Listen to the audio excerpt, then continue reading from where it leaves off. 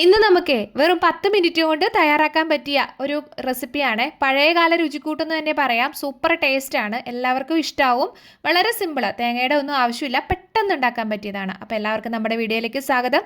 നമ്മളിവിടെ ഒരു 300 ഗ്രാമോളം തന്നെ വഴുതനങ്ങ എടുത്തിട്ടുണ്ട് കേട്ടോ. അപ്പോൾ ഇനി നമുക്കൊന്ന് അരിഞ്ഞെടുക്കാം. അരിഞ്ഞെടുക്കുന്നത് ഒരു വഴുതനങ്ങ 3ആയിട്ട് അരിഞ്ഞിട്ട് നടുകനയും കൂടെ നീളത്തിലാണ് കേട്ടോ. അപ്പോൾ ഒരുപാട് കട്ടിയായിട്ട് വേണ്ടതാനും എന്നാൽ അത്യാവശ്യം ഇരുന്നോട്ടെ, തീരെ നൈസായിട്ടിൻ്റെ ആവശ്യമില്ല.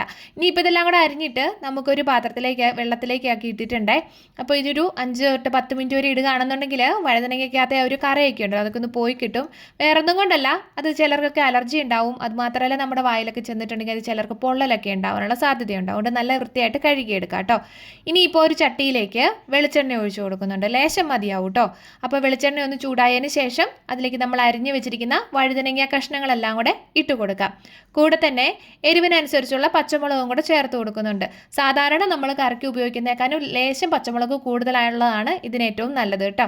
പിന്നെ വേണ്ടത് വഴുതനങ്ങയ്ക്ക് ആവശ്യത്തിനുള്ള ഉപ്പും കൂടെ ചേർത്ത് കൊടുക്കാവേ.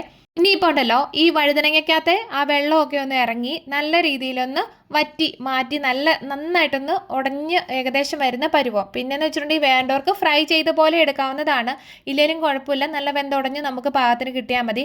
അപ്പോൾ ആദ്യം നമുക്ക് നല്ല രീതിയിലൊന്ന് ഇളക്കി കൊടുക്കുക, പിന്നീട് ഇടയ്ക്കിടയ്ക്ക് ഒന്ന് ഇളക്കി കൊടുത്തിരുന്നാലും മതി, അതിൻ്റെ വെള്ളമൊക്കെ ഒന്ന് ഊറി വരുന്നതിനനുസരിച്ച് കേട്ടോ. അപ്പോൾ ഇനി വേണ്ടത് ഒരു ചെറിയ നെല്ലിക്ക വലുപ്പത്തിലുള്ള വാളംപുളിയാണ്. വാളംപുളി ചേർക്കുമ്പോൾ എപ്പോഴും ശ്രദ്ധിക്കുക, പുളി കൂടുതലുള്ള പുളിയാണെന്നുണ്ടെങ്കിൽ അധികം ചേർക്കാനായിട്ട് നിൽക്കണ്ട, പുളി വല്ലാണ്ട് മുന്നിട്ട് നിൽക്കും, അതത്ര ടേസ്റ്റ് ഉണ്ടാവില്ല. അതുകൊണ്ടാണ്. അപ്പോൾ ഇനി പുളിയൊക്കെ വെള്ളത്തിലിട്ട് നമ്മൾ ഇട്ടപ്പോഴത്തേക്കും ആ വഴുതനങ്ങയ്ക്കകത്തെ വെള്ളമൊക്കെ ഏകദേശം ഒന്ന് ഊറി വറ്റി ഇങ്ങോട്ട് വരുന്നുണ്ടായിരുന്നേ.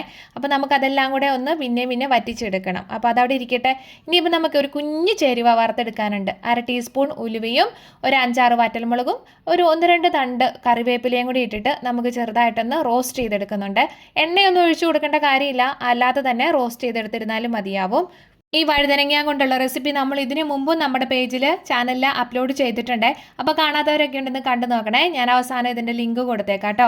ഇതാ വഴുതനങ്ങയ്ക്കകത്തെ ആ വെള്ളമൊക്കെ ഒന്ന് വറ്റി നല്ല പാകമായിട്ട് വന്നിട്ടുണ്ട്. ആ ഒരു സമയത്ത് 1/2 ടീസ്പൂൺ മഞ്ഞൾപ്പൊടിയും 1/4 ടീസ്പൂൺ മാത്രം കായപ്പൊടിയും കൂടെ ചേർത്ത് കൊടുത്തിട്ട് ചെറുതായിട്ട് എല്ലാം കൂടെ ഒന്ന് യോജിപ്പിച്ചെടുക്കുന്നുണ്ട്. ഒരുപാട് അങ്ങോട്ട് ഇട്ടാലും അത് അത്യാവശ്യം കുഴഞ്ഞ് കിടക്കുന്ന കാരണം നമുക്ക് ഒരുപാട് മൂപ്പിച്ചെടുക്കാനായിട്ട് പറ്റിയില്ല. എന്നാലും എല്ലാം കൂടെ ഒന്ന് ഇളക്കി യോജിപ്പിക്കുക കേട്ടോ. അതിനുശേഷം നമ്മൾ വാളംപുളി ഇവിടെ പിഴിഞ്ഞു വെച്ചിട്ടുണ്ടായിരുന്നല്ലോ, ഏകദേശം അരക്കപ്പോളം തന്നെ വെള്ളം ഉണ്ട് കേട്ടോ. ആ വെള്ളം നമ്മൾ ഇതിലേക്ക് ഒഴിച്ചു കൊടുക്കുന്നുണ്ട്. അപ്പം ഞാനിവിടെ ചാറായിട്ട് ഒരുപാട് എടുക്കുന്നില്ല, അത്യാവശ്യം വറ്റിച്ചിട്ടാണ് എടുക്കുന്നത് കേട്ടോ. അപ്പോൾ ചാറായിട്ട് വേണ്ടവർക്കാണെന്നുണ്ടെങ്കിൽ ഈ ഒരു പരുവത്തിൽ തിളപ്പിച്ചങ്ങോട്ട് എടുത്തിരുന്നാലും മതിയാവും. ലേശം കൂടെ വേണമെങ്കിൽ വെള്ളം ഒഴിച്ചു കൊടുക്കാവുന്നതാണ്. അപ്പോൾ അതവിടെ ഇരുന്ന് റെഡിയായി വരുന്ന സമയം കൊണ്ട് നമുക്ക് നമ്മൾ പൊടിക്കാനുള്ള സാധനങ്ങളെല്ലാം ഉണ്ടല്ലോ, അതെല്ലാം കൂടെ മിക്സിയുടെ ജാറിലേക്ക് ഇട്ട് കൊടുത്തിട്ടൊന്ന് പൊടിച്ചെടുത്തിട്ടുണ്ടേ. അപ്പോൾ മിക്സിയുടെ ജാറിലേക്ക് ഇട്ട് കൊടുക്കുന്നതിന് മുമ്പൊന്ന് ശ്രദ്ധിക്കുക, ലേശമൊക്കെ ആയിട്ട് ഇട്ട് കൊടുത്തിട്ടുണ്ടെങ്കിൽ നല്ല രീതിയിലൊന്നും പൊടിഞ്ഞ് കിട്ടണമെന്നില്ല. അതുകൊണ്ട് തന്നെ കല്ലുണ്ടെങ്കിൽ കല്ലിൽ വെച്ചിട്ട് പൊടിച്ചെടുക്കുന്നതായിരിക്കും എപ്പോഴും നല്ലത് കേട്ടോ. അപ്പോൾ ഇതാ നമ്മൾ ഒഴിച്ചു വെച്ചിരുന്ന പുളിവെള്ളമൊക്കെ കൂടെ ഏകദേശം നല്ല രീതിയിൽ പച്ചമുളകൊക്കെ ഒന്ന് മാറി വന്നിട്ടുണ്ടായിരുന്നേ.